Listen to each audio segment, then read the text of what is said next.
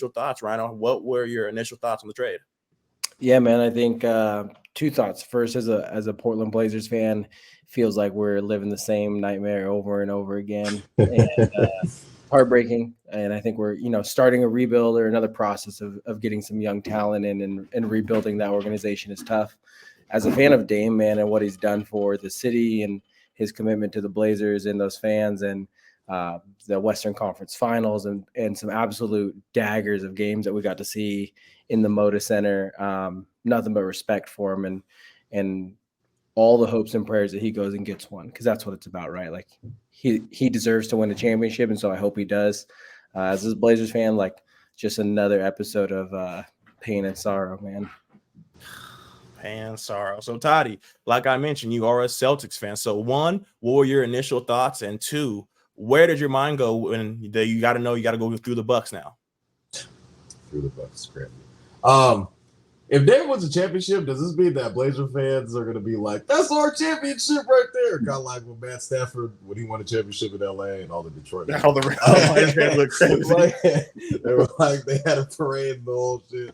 But yeah, so I was very delayed on getting this news because we also have a group chat. Kevin kind of, he's pretty much on it when it comes to like notifications and stuff like that. That happened throughout the day. So I get a bunch of stuff. It didn't really hit me until I saw the Bleacher Report in bold caps. Dame traded to the Bucks. I was like, what? There's no way. And then I'm just like, a whole bunch of different scenarios running through my head. Like, well, who got traded? Did they have to give up Middleton? Did they have to give up Drew Holiday? Who was it, like a big ass, like 3-team deal? And then it kind of, all of the facts started to come out about the trade and how the Blazers they did it basically a 3-team deal with the Suns, and how the Suns ended up trading DeAndre Ayton to the Blazers. Blazers kind of just unloaded a bunch of young guys, and Drew Holiday ends up going to the Bucks, and Drew Holiday you're already seeing that the Blazers are probably going to end up flipping Drew Holiday. Just because they're so guard-centric right now. The Blazers have a lot of young talent. And they end up getting DeAndre Ayton, too, which I thought was pretty cool. And the Suns kind of just recouped a lot of bench players, role guys, just guys that don't really need too much. I feel like the Suns filled out their roster a lot more, and I feel like the Suns got better. A lot of people don't even think the Suns got better in any type of way, which I thought was pretty weird. But this Blazers team is going to be young and very exciting.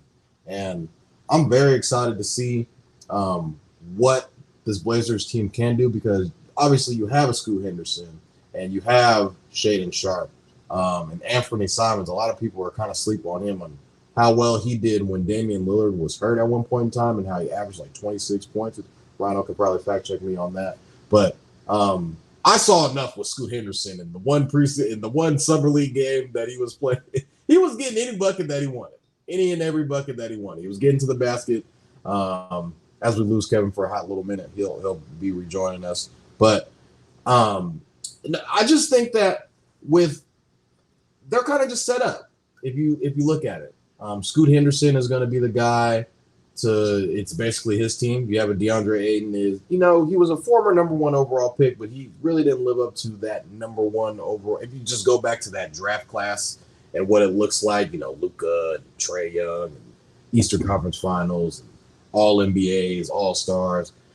He doesn't have to be like, oh, I'm the guy now. It's like, all right, you can come in and maybe he'll probably be able to give you 22 and 10. I'm not, he doesn't have, I don't see him being an all-star or anything like that, but he can kind of come in and, he'll get some buckets and block some shots, get some rebounds. I think his role will be, lifted a little bit more from what he was, him being in Phoenix, having Devin Booker and Kevin Durant and just being in the middle of all of that and the shenanigans with Monty Williams. So I feel like with him still being 25 years old, he's kind of has like a fresh start now.